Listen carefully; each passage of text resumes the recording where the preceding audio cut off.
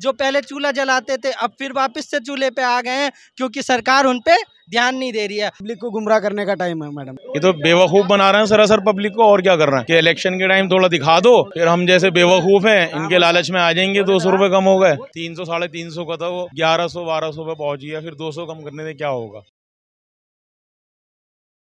क्या नाम है आपका? पठान अब्बास। कहाँ से हैं? महाराष्ट्र। महाराष्ट्र से हैं। अच्छा ये बताइए, प्रधानमंत्री नरेंद्र मोदी के इस फैसले को किस तरीके से देखते हैं? उनकी कैबिनेट के इस फैसले को कि सिलेंडर पर 200 रुपए कम कर दिए गए हैं महिलाओं को, ताकि और अच्छा रहे उनके लिए, और जो महंगाई इतनी ज्यादा हो रही है उस पर उनको सुविधा मिले। ये इलेक्शन जो 2024 का इलेक्शन है इसलिए किया है मैडम। अगर करना होता तो इससे पहले ही कर देते ना। आप करना चाहिए था तो 4 महीने पहले 6 महीने पहले करना चाहिए था ना। अंतर्राष्ट्रीय स्तर पर दाम ज्यादा बढ़े हुए थे, इस वजह से महंगाई हो रही थी, इस वजह से यहाँ पर भी गैस के दामों, पेट्रोल के दामों, इन सबके दामों में बढ़ोतरी थी, लेकिन अब वहाँ पर भी कम है तो यहाँ पर भी कर दिए। कुछ भी नहीं, पब्लिक को गुमराह करने का टाइम है मैडम। कोई मतलब नहीं है, पर उसमें करना है तो 2 महीने पहले 6 महीने पहले करना चाहिए था। इलेक्शन सामने है इसलिए कर रहे हैं मैडम। सिर्फ इलेक्शन के लिए कर रहे हैं? लगता नहीं कि जो प्रधानमंत्री नरेंद्र मोदी कहते थे कि महंगाई पर काबू पाने के लिए उनकी सरकार को लाया जाए, तो सरकार काम कर रही है? कोई भी सरकार आना तो मैडम वही काम करने वाली है, लेकिन ये जो है इलेक्शन की वजह से कम कर रहे हैं। इलेक्शन की वजह वही एजेंडा। आप क्या कहेंगे, जैसे सिलेंडर पर 200 रुपए कम कर दिए गए हैं, तो कैसे देख रहे हैं इस फैसले को? फैसिलिटीज आपके पास कितनी है इस समय प्रेजेंट टाइम में? कौन कौन सी फैसिलिटीज है? क्यों, सड़कें पुल देख रही हैं आप? बदलाव क्या है? बदलाव आपको लग रहा है बहुत बड़ा, इससे पहले और सरकारों में नहीं हुआ है? क्यों, क्या हुआ है? कितनी सड़कें थी, व्हीकल कितना आसान हो गया व्हीकल लेना। सर आप क्या कुछ कहेंगे, जिस तरीके से मोदी सरकार ने बार बार, विपक्ष हो चाहे आम जनता हो, हमेशा कहती थी कि महंगाई की मार इतनी ज्यादा है, सिलेंडर 1000 के पार है, अब तो मोदी सरकार ने रियायत देते हुए 200 रुपए कम कर दिए, क्या कुछ कहेंगे? 200 रुपये कम तो कर दिए, लेकिन ये कोई बहुत ज़्यादा नहीं है। देखा जाए तो इसका नाम क्या, जो 300 350 का था वो 1100 1200 पे पहुंच गया, फिर 200 कम करने से क्या होगा ये बताइए। और 200 से कोई भला नहीं होने वाला, क्योंकि वो भी बिका हुआ है। मुझसे किसी ने 10-12 साल पहले जब ये 10 साल पहले ही कहा था कि रिलायंस ने गैस खरीद लिए, अब देखना ही किस तरह पैसे बढ़ाएगा, और वो हकीकत हो गई। ये देखिए ना आप, गैस ऐसी मामूली चीज़ जो रोज़मर्रा की चीज़ है उसको आसमान पे पहुंचा दिया। पहले तो पेट्रोल के भी दाम इंटरनेशनल बहुत कम हुए थे, इन्होंने कहाँ कम करे। ये तो बेवकूफ़ बना रहे हैं सरासर पब्लिक को, और क्या कर रहे हैं कि इलेक्शन के टाइम थोड़ा दिखा दो, फिर हम जैसे बेवकूफ़ हैं इनके लालच में आ जाएंगे। 200 रुपये कम हो गए। असल बात तो ये है कि बहुत ज़्यादा बढ़े हुए हैं पैसे, हद से ज़्यादा बढ़े हुए हैं। हद से ज़्यादा। कई विपक्षी जो गठबंधन जो इंडिया बना है वो ये कह रहे हैं कि भैया देखिए इंडिया का असर होना शुरू हो गया, इसलिए मोदी सरकार डर गई, इसलिए उसने सिलेंडर पे दाम कम कर दिए। ममता बनर्जी का यह बयान आया। लग तो रहा है विपक्ष में जान है इस समय। विपक्ष में जान है, वाकई लग रहा है बिल्कुल, क्योंकि ये जान 2024 में भी फूंक पाएंगे। मुझे लगता तो ऐसा ही है, क्योंकि ऐसा लग रहा है कि ना अब पब्लिक बदलाव चाहती है, अब पब्लिक बदलाव चाहती है। मेरा नाम अयूब बिल्सन है और मैं यूपी से रहने वाला हूँ, मुरादाबाद से। स्टडी करते करते इतना टाइम आ चुका है, अभी जॉब का कुछ पता नहीं है। इतना पढ़ कर 6-6 घंटे, लोग 10-10 घंटे पढ़ रहे हैं, 12-12 घंटे पढ़ रहे हैं, लेकिन फिर भी जॉब नहीं मिल रही है।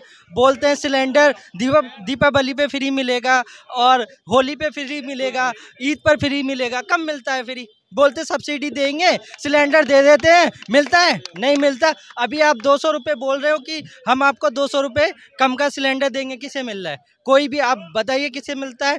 आप बोलते हैं हम सब्सिडी देंगे, उस सब्सिडी को कम करने की, वापस देने की जगह आप कम में सिलेंडर दो ना, गरीब को तभी तो राहत मिलेगी। आप 1200 रुपये का सिलेंडर दे रहे हो, बोलते हम 300 रुपये आपको सब्सिडी बाद में देंगे। अब वो 1200 रुपये पहले इकट्ठे करता है, नहीं कर पाए, इससे अच्छा आप 300 रुपये उसे वापस देते हो, उसे आप 900 रुपये का सिलेंडर दोगे, तभी तो गरीब को राहत मिलेगी। ये काम सरकार को देखने का है कि सब्सिडी घुमा फिरा के देने से क्या फ़ायदा है। आप क्लियर ही एक बार में उसको कम में दोगे तो लोगों को बहुत ज़्यादा राहत मिलेगी। गरीबों को सरकार ने उज्ज्वला योजना के तहत सिलेंडर दे तो दिया फ्री में, उससे उन्होंने अपने पैसे भी ले लिए। कहाँ पहले 400-500 का सिलेंडर मिलता था, अब 1-1.5 रुपये का मिल रहा है। कहाँ से गरीब खरीदेगा? जो पहले चूल्हा जलाते थे अब फिर वापस से चूल्हे पे आ गए हैं, क्योंकि सरकार उन पे ध्यान नहीं दे रही है। अब 600 का सिलेंडर 1200 रुपये का दे रहे हो, तो कहाँ से गरीब खरीद पाएगा? क्या नाम है आपका? मेरा मेरा नाम केशव कुमार है। कहाँ से हैं? मैं राजस्थान से हूँ। राजस्थान से हैं। अच्छा भैया ये बताइए क्या लगता है 2024 से पहले पहले जिस तरीके से अभी मोदी सरकार ने सिलेंडर के दामों को घटाया है, क्या लगता है? कुछ लोग कह रहे हैं कि भैया चुनाव आने वाले हैं, कुछ राज्यों में चुनाव है, फिर 2024 के चुनाव है, इसलिए सरकार ऐसे फैसले ले रही है। बिल्कुल ले सकती है। आप जैसे राजस्थान में देखिए, राजस्थान में भी फैसला लिया गया है, 500 रुपये में सिलेंडर मिल रहा है वहाँ इस टाइम पे। BPL वालों को 500 में मिल रहा है और NFSM वालों को 600 रुपये में मिल रहा है। और बाकी आप देखिए कि बेरोजगारी का हाल इस तरीके से है कि राजस्थान में सबसे बड़ा सेक्टर है रेलवे सेक्टर, उसमें 2019 की वैकेंसी निकली है और 2019 के बाद आज 2023 आ गया है, उसमें एक वैकेंसी नहीं निकली है। और उन्हीं वैकेंसियों को वापस रोजगार मेले में 70,000 वैकेंसियों को हर बार 70,000 की हम पोस्टें देंगे, 70,000 को देंगे, वापस 70,000 को देंगे और उन्हीं वैकेंसियों को रिपीटेशन करके उन्हीं पे चुनाव लड़ा जा रहा है वापस। जबकि 2019 से हम तैयारी कर रहे हैं, हमें रेलवे की तैयारी करते हुए आज 6 साल हो गए। जबकि यूपीए गवर्नमेंट में पिछली बार था तो कम से कम 5 साल में 2 बार रेलवे की वैकेंसी आती थी। इस बार एक बार 2019 से 23 तक एक बार भी वैकेंसी नहीं आई है। अंकल जी क्या नाम है आपका? क्या नाम है? ऑगस्टिन। ऑगस्टिन। कहाँ से? दिल्ली से। कहाँ से? दिल्ली से। दिल्ली से है। तो सवाल हम यही पूछ रहे हैं कि अभी की जो मोदी सरकार है इसके इस साल कैसे बीते हैं?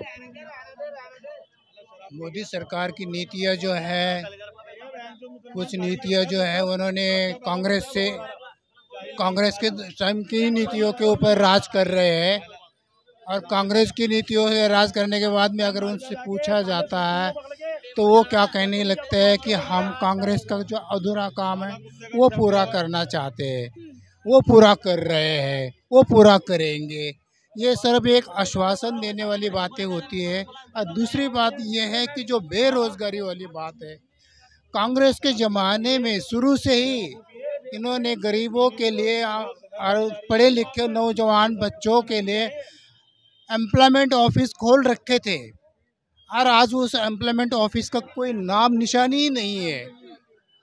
नौजवान पढ़ के अगर अपने पैरों पे खड़ा होना चाहता है तो वो नौकरी ढूंढता है, उसे ये पता नहीं चलता कि मैं क्या ढूंढूं।